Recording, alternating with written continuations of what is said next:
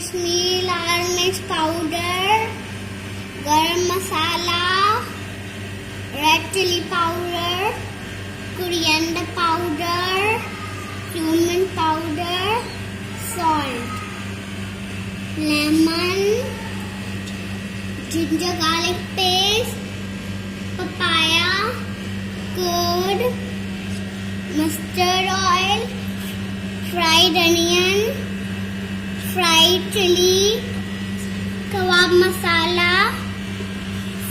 beef.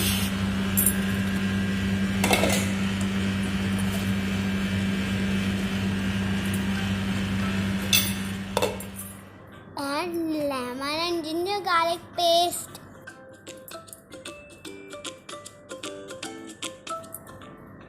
One tablespoon curd.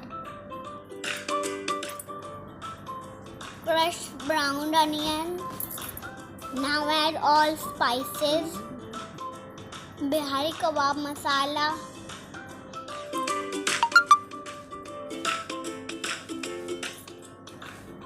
One cup mustard oil. Mix it well and leave for 6 hours.